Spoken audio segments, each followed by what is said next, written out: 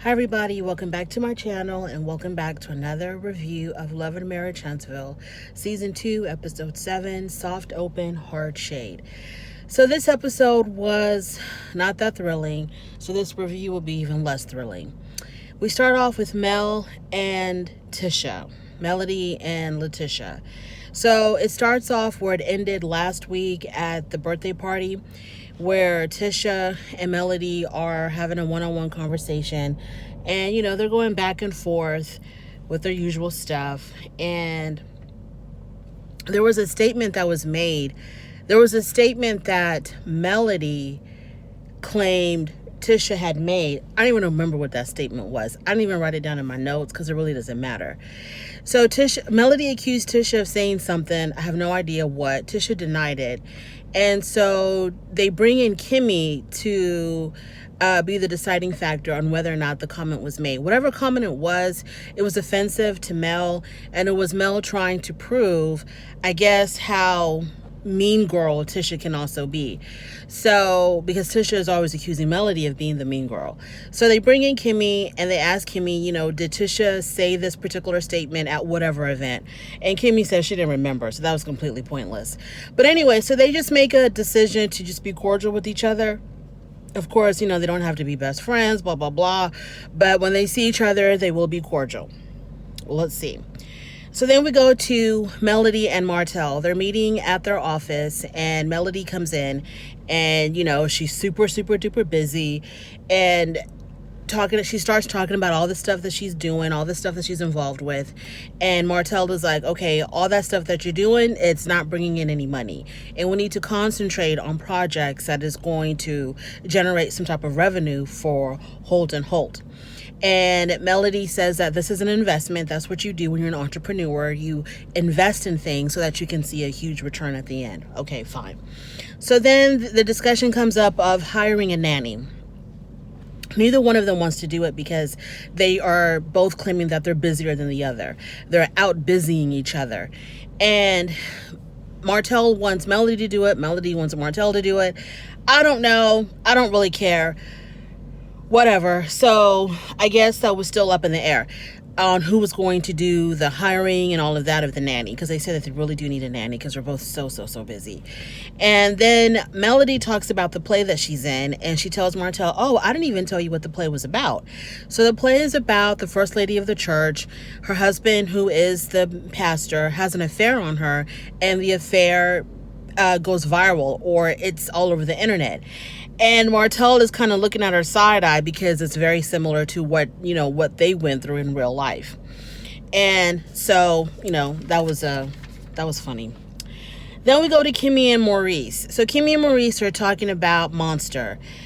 They're having a conversation as far as what is the future going to look like once Kiowa moves to Huntsville. And so, it seems like to me,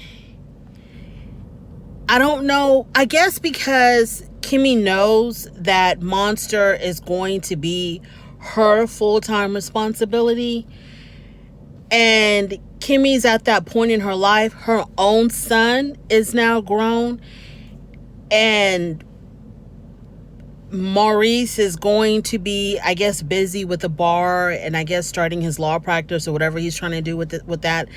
And Kiowa will be. So she's kind of like trying to figure out, mom is going to be living in the same city. So why does Monster have to stay with us full time? Are y'all going to be splitting possession, splitting custody? And Maurice goes on to say, well, we've always had split custody. And then Kimmy stops him and says, okay, I know the legality of split custody. I want to know the reality of split custody. So when Kiowa comes into town, when she moves down to Huntsville, wouldn't it make sense for Monster to stay with her half the time or whatever? And Maurice is like, Monster is staying with me full time. This is his home here. And of course, Kiowa will visit, I don't know when or how, every weekend, every other weekend, I don't know. But he's like, Monster is going to be living here. And I think Kimmy's issue is that, she's at that point where she's ready to live for herself. She's raised her child. she doesn't want to be responsible for raising somebody else's child, especially when that somebody else is going to be practically down the street. I don't think it's fair for Kimmy.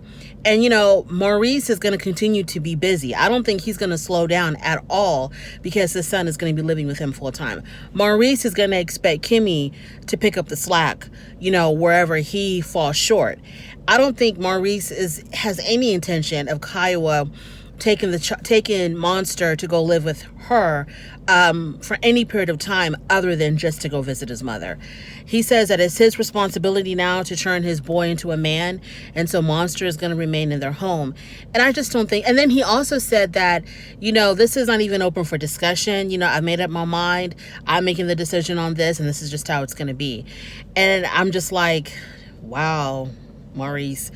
That's good if you're going to be with the child, around the clock. If you don't foresee yourself being with your son 24 hours around the clock and being responsible for everything for him, then you do need to discuss it with Kimmy. Y'all need to come up with a game plan because it's just not right and it's just not fair, especially with the mother being in town. Now, I don't understand why Kiowa has to move to Huntsville if Monster is going to be living with Maurice full time and he doesn't plan on having the child go back and forth or 50-50. Like when he's at work, the child is with Kiowa. Then when he comes home from work, he can go pick up his son. It seems like he's not trying to do that. So what's the point of Kiowa moving down to Huntsville and you paying for, buying her a home? What's the point of that then? If she's not going to be around more than your standard visitation. So that's just really not fair for Kimmy. And Kimmy, out of all the people on this show, Kimmy is the one that I like the most because she thinks things through and she thinks before she speaks and she makes the most sense and she's the most logical of everybody on the show. And so I kind of feel bad when she's stuck with this man who's just sort of like, my word is the law and we're not discussing it and I made up my mind and that's just how it is, because she's a very logical person. She's not trying to push Monster out of their lives. She just wants to understand the dynamic. If the mother is coming down here, then how are y'all going to be splitting the time? And she asked Maurice specifically, I'm not asking if, what she said or what y'all decided. I'm asking if there was a conversation with you and Kiowa as far as how y'all were going to be sharing custody of Monster. And I don't know. I just hope that when he's busy building his empire, building his law career, and continuing on with his real estate and all of that, I pray to God that it's not going to be Kimmy that's stuck with doing the homework and taking the boy to practice and doing all the extracurricular activities and running around with Monster, and Kiowa's right down the street. Marcel and Tisha. So they're setting up their own office. I don't know if they had an office before. I don't remember. I don't know what's going on with that. But they're setting up, I don't know if it's another office or their very first office together. But they're setting up their office. And Tisha tells Marcel about her conversation with Mel. And Marcel is not even trying to hear that. He doesn't really care about that. And Tisha tells Marcel that, hey, we've decided, to be cordial. And we're not going to be friends, but we will definitely be cordial. And Marcel was like, that doesn't make any sense. Either we're friends or we're not. And there's no in between. Marcel thinks that the root of all of Tisha's problems, because Tisha talked about how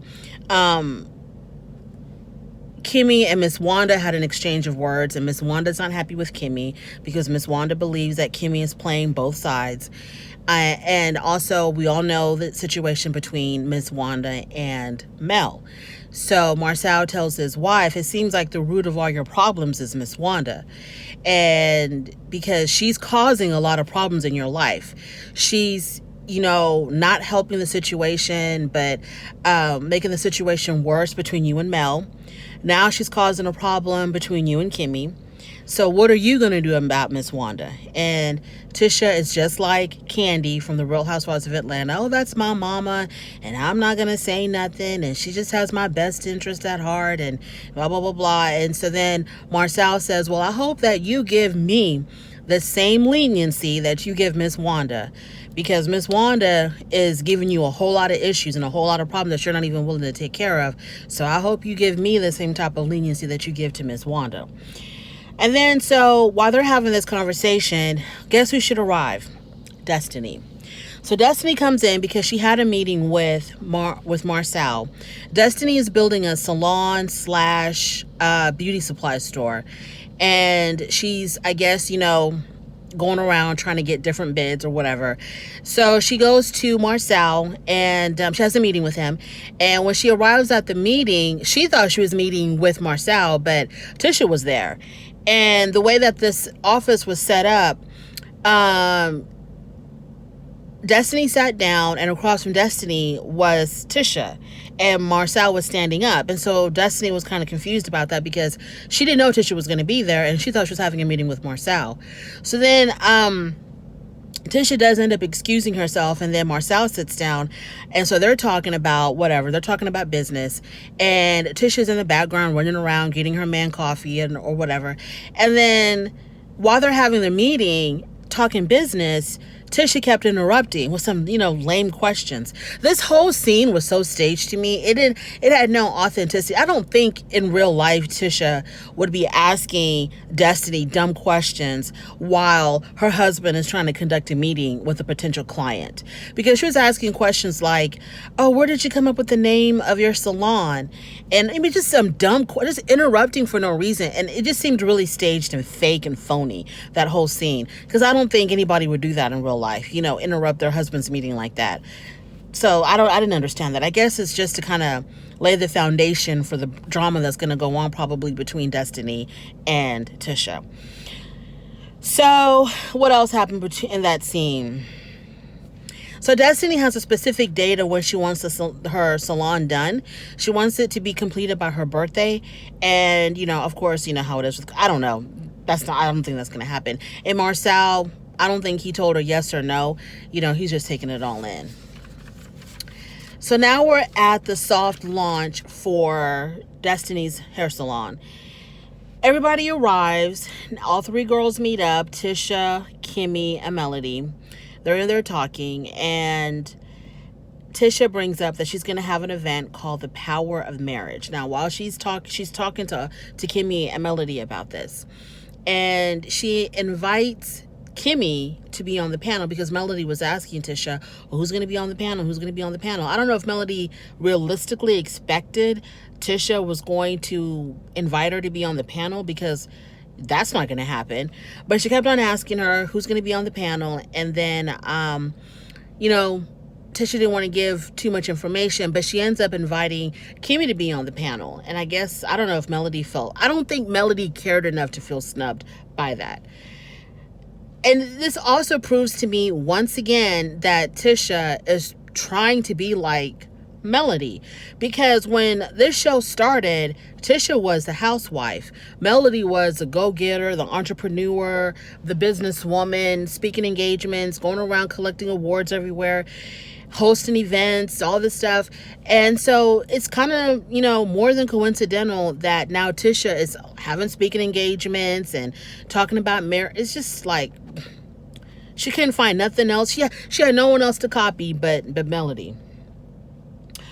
Okay, so then Destiny and Tisha talk. So Destiny there's a scene where Destiny and Tisha are having a conversation, a one-on-one at the event, and they're talking about how, Destiny was like, well, the issue came up that Tisha didn't even know that Marcel was having a meeting with Destiny. And Destiny made a big deal about that. She was being shady. She was kind of like, oh, your husband didn't tell you that that we were going to have a meeting? And Tisha was like, my husband doesn't tell me about all of his meetings. And then Destiny was like, well, I know all of my husband's meetings. And Tisha was like, you do? And Destiny said, yeah, I know all of his meetings. We share our calendars. And so he knows all of my meetings. I know all of his meetings. Kind of like trying to throw a dig at Tisha's marriage. I don't know why. I don't know what the beef is between these two people. I don't know if it started. You see, that's what I'm talking about. they kind of start that fake scene at the business, at the office, with Tisha interrupting Destiny and Marcel, asking dumb questions, irritating Destiny, so that we can be where we're at now at this scene where Destiny's now trying to throw shade at Tisha's marriage. Oh, so exhausting because it's so trivial and it's so stupid. Then Marcel and Tisha are at the same event. Marcel and Tisha are having a conversation, and Tisha tells her husband about, how they're talking about how, I think it was Marcel that told Tisha that Destiny also, got a quote or whatever from the Holtz. And so, they're kind of, Destiny's trying to pit the Holtz and the Scotts against each other as far as who she's going to choose to do her project. And Marcel don't care. He was like, okay, that's cool. That's fine. That's whatever. I'm going to just do what I've always been doing. I'm going to tell her what I'm all about, give her my best quote, and then it's up to her with what she wants to do with this. Like, he don't care about if Destiny is trying to create drama between the Holtz and the Scotts, or if this is really just like, a business move for her to try to get the best bid or the best quote. He's like, I'm going to do what I've always done and, let the chips fall where they may.